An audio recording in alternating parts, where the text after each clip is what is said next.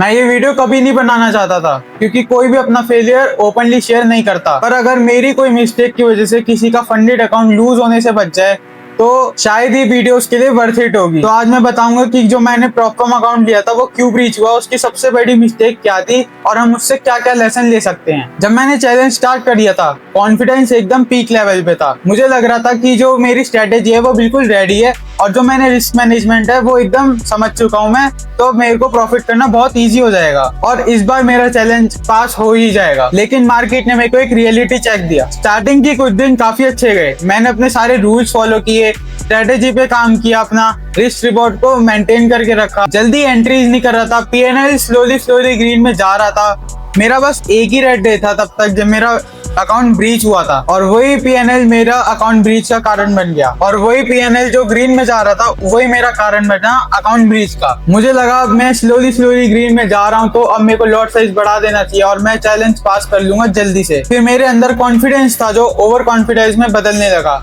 Market एक दिन मेरा एक्सपेक्टेड मूव नहीं दिया, एक लॉस हुआ। उसके बाद मैंने सोचा कि कोई बात नहीं, नेक्स्ट ट्रेड में रिकवर कर लूंगा। दूसरा लॉस हुआ। अब दिमाग में सिर्फ रिकवरी चल रही थी, स्ट्रेटेजी गई साइड में, रूल्स भी गए साइड में, सब चीजें साइड में, बस अकाउंट पास करना है। उस जो $20-30 के लॉस को रिकवर करने के चक्कर में मैंने जो ट्रेड किए हैं वही मेरे अकाउंट ब्रीच की सबसे बड़ी गलती बन गई और वहीं से सब खराब होना शुरू हो गया। फिर आता है मेरा एक पार्ट जहाँ पे मैंने अपनी रिवेंज ट्रेडिंग की। मैंने वो ट्रेड लिया जो मेरे को बिल्कुल कभी लेना ही नहीं चाहिए था। क्यों? सिर्फ मेरे को अपना वो $30-40 का लॉस रिकवर करना था। पर ऐसा कभी नहीं होता, मार्केट कभी किसी के हिसाब से बिल्कुल नहीं चलती। मैंने मार्केट को फोर्स करने की कोशिश हुई और मेरे एसएल पे एसएल लगते गए। अगर मुझसे कोई पूछेगा कि मेरे चैलेंज फेल होने की सबसे बड़ी वजह क्या थी, तो मैं बोलूंगा मेरी कोई स्ट्रेटेजी की वजह से नहीं हुआ चैलेंज फेल। सिर्फ एक ही कारण है जो कि साइकोलॉजी ट्रेडिंग की सबसे एसेंशियल पार्ट है, जैसे कि आप सभी को पता ही है। मेरी एंट्रीज बुरी नहीं थी, मेरा माइंडसेट जो है पूरा खराब हो चुका था। उस दिन सिर्फ मेरे दिमाग में एक ही रीजन था कि प्रॉफिट क्यों करना है। मेरे को जल्दी से जल्दी अकाउंट पास करने की लग गई थी। सिर्फ क्यों?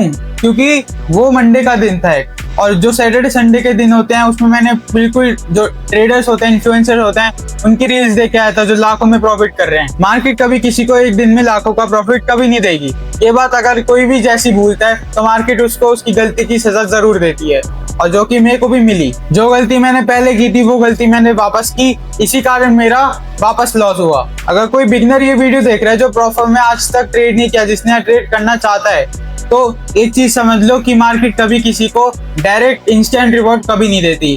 आपको 1-2 साल पूरी अच्छे से मेहनत करनी पड़ेगी। उसके बाद भी कई ट्रेडर अभी भी ऐसे हैं जो कि मार्केट में अभी भी प्रॉफिट नहीं बना पा रहे। एग्जांपल के लिए मैं भी हूँ, मैं करीबन 2.5 साल से ट्रेड कर रहा हूँ और मेरा आज तक एक भी पे आउट नहीं आया है। पर मैं अपने डे 1 टू डे पे आउट की सीरीज बना रखी है। आप यूट्यूब पे मेरे ट्रेडर्स लोग वाले चैनल को सब्सक्राइब कर लो, उधर आपकी रोज वीडियो आती रहेगी। एक चैलेंज फेल हुआ है उसका मतलब ये नहीं होता कि पूरा मेरी जर्नी फेल हो गई है। ये वाला चैलेंज फेल हुआ, इसमें जो भी मैंने गलती की वो मैंने लिखी, उससे लेसन लेंगे। वो जो लॉस का दिन था मेरा, जो मेरा फंडेड अकाउंट ब्रीच हुआ था, उसके बाद मैंने अपने जर्नल में लॉसेस लिखे कि मैंने क्या गलतियां की, किस ट्रेड में क्या गलतियां की और अपने नए रूल्स बनाए अगले फंडेड अकाउंट के लिए। अगले फंडेड अकाउंट की जर्नी मेरे यूट्यूब चैनल पे जल्दी आने वाली है, तो आप मेक श्योर कर लो कि मेरे को सब्सक्राइब करके रखो और बेल नोटिफिकेशन का आइकन दबा के रखो। तो मेरे अब नए फंडेड अकाउंट के क्या रूल है? रूल नंबर 1, एक दिन में मैक्सिमम से 2 ट्रेड, एक या तो एशियन लंदन सेशन में और एक न्यूयॉर्क सेशन में। इससे ज्यादा अगर कोई भी ट्रेड होता है तो मैं 2 दिन ट्रेडिंग नहीं करूंगा। रूल नंबर 2, लॉस को रिकवर करने के चक्कर में कोई भी एक्स्ट्रा ट्रेड नहीं करना है। अगर एक दिन में लॉस हो रहा है तो अपना सेटअप क्लोज करना है और उधर से चले जाना है। या तो एंजॉय कर लो या तो मूवी देख लो, कुछ भी कर लो, पर उस दिन अपने सेटअप पे बिल्कुल मत आओ। मैंने यही किया था सेम, क्योंकि मेरा फंडेड अकाउंट इसलिए ब्रीच हुआ। रूल नंबर 3, सबसे इंपॉर्टेंट, सेटअप नहीं है तो ट्रेड भी नहीं है। अगर आप किसी सेटअप का वेट कर रहे हो तो उस सेटअप का वेट करो। ये नहीं है कि अगर आप सेल साइड का ट्रेड है और वो आपका थोड़ा ऊपर वाले लेवल से, तो आप इधर सोच रहे हो कि आप इधर से भी बाय का थोड़ा बहुत मूवमेंट कैप्चर करके मार्केट से बाहर निकल जाओ। रूल नंबर 4, सबसे मेन फंडेड अकाउंट के लिए, लॉट साइज कभी इमोशन में आके चेंज नहीं करना, ओवर लॉट साइज कभी नहीं करना, क्योंकि मेरा फंडेड अकाउंट भी ओवर लॉट साइज की वजह से ब्रीच हुआ था। और आखिरी रूल आ जाता है डेली जर्नल कंपलसरी। अगर मैंने डेली जर्नल किया होता तो आज मेरा फंडेड अकाउंट ब्रीच नहीं होता।